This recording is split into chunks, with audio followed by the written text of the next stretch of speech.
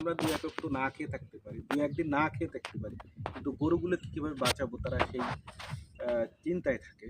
কারণ এই গরুগুলো আছে তাদের জীবনের সবচেয়ে বড় মাধ্যম এবং তাদের আয় রোজগারের মাধ্যম। কারণ কৃষকের সবচেয়ে বড় ফসল আছে গরু, আপনারা জানেন।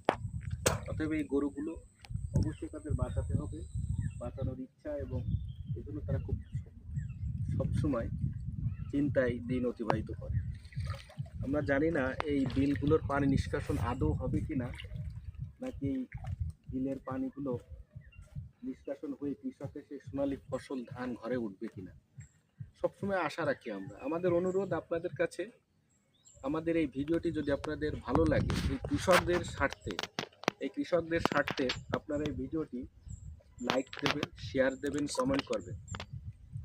কারণ আপনার এই শেয়ারের মাধ্যমে অবশ্যই দেখা যাবে যে অনেক সমাজের বিত্তবান বা প্রশাসনিক লোকজন, উপদেষ্টা মণ্ডলী, বর্তমান অন্তর্বর্তী সরকারের অনেক উপদেষ্টা আছে, তারাও ভবদাও দেখে গেছে।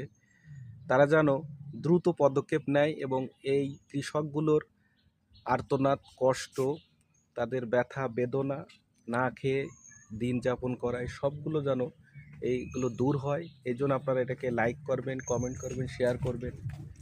আসলে ইউটিউব চ্যানেলটি আমাদের খোলা হয়েছে মানুষের জন্য, অতি দরিদ্র, কৃষক, নিঃস্ব মানুষের জন্য। চ্যানেলটির নাম হচ্ছে জীবনের জন্য।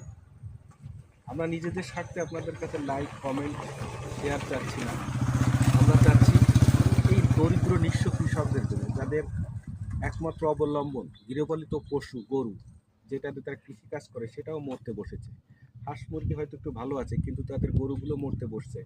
তাদের ধান হয় না, তাদের জীবন অতি কষ্টে অতিবাহিত হয়। কেউ ভ্যান চালায়, কেউ ঘাটে কাজ করে, ঘাট শ্রমিক হয়েছে, কেউ দিনমজুরি করে, অনেকে আবার বাধ্য হয়ে বিদেশ পাড়ি দিয়েছে, সেখানেও ভালো নেই, প্রবাস জীবনে আছে অনেক কষ্টের।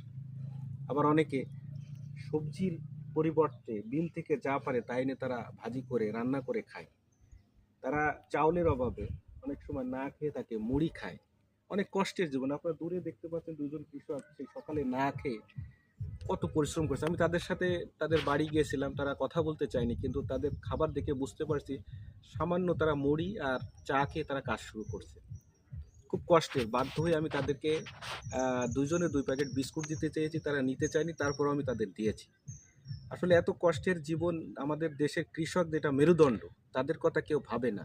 আপনারা একটু লাইক করবেন, শেয়ার করবেন, সাবস্ক্রাইব করবেন, যাতে আপনার আমাদের এই ভিডিওটার মাধ্যমে ভবদা নিষ্কাশনের জন্য কাজে সহায়ক হয়, এই আশা রেখেই আমি এখানে শেষ করছি। ধন্যবাদ।